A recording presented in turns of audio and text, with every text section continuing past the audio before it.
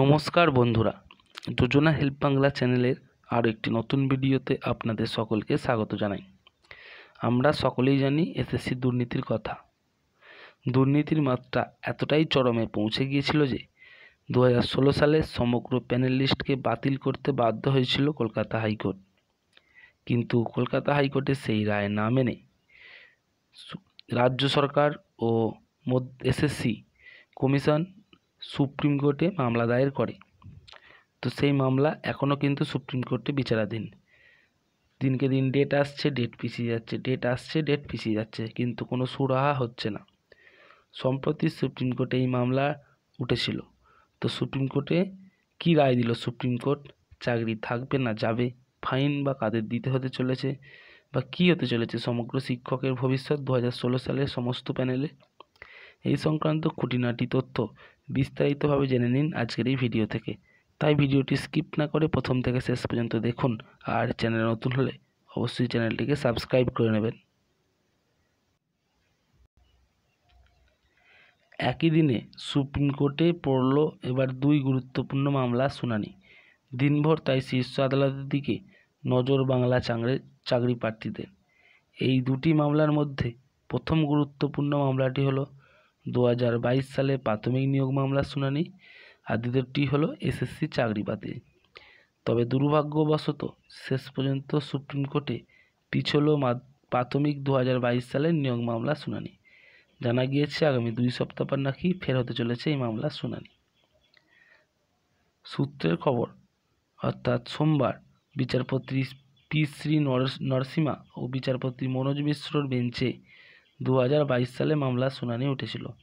জানা গিয়েছে 11,758 শূন্যপদে প্রাথমিক শিক্ষক নিয়োগের কথা ছিল, কিন্তু এখনও পর্যন্ত 9,533টি পদে নিয়োগ করা হয়েছে। বাকি রয়েছে 2,800টি শূন্যপদ। তাই সেক্ষেত্রে নিয়োগ প্রক্রিয়া কোন পর্যায়ে রয়েছে তা আদালত জানতে চায়।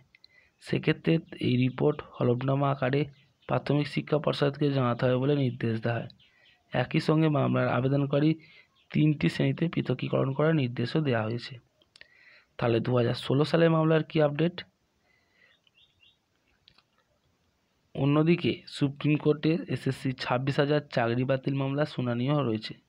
গত বছর 2023 সালে 22 এপ্রিল স্কুল সার্ভিস কমিশন বা এসএসসি নিয়োগে দুর্নীতি মামলায় কলকাতা হাইকোর্ট এক ঐতিহাসিক রায় ঘোষণা করেছিল, যা তোলপাড় করে দিয়েছিল গোটা রাজ্য রাজনীতি।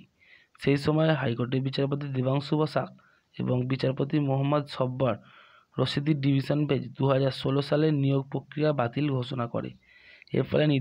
এই নির্দেশের ফলে চাকরি যায় 25,753 জনের।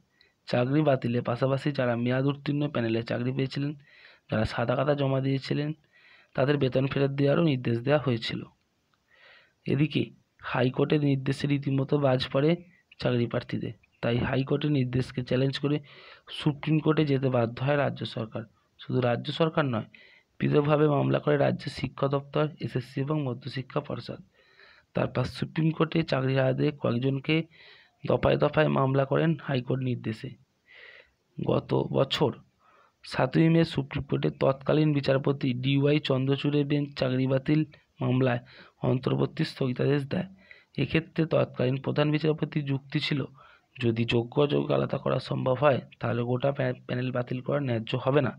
এখন দেখার পালা এই মামলায় কতটা টানাপোড়েনে মীমাংসা হয়।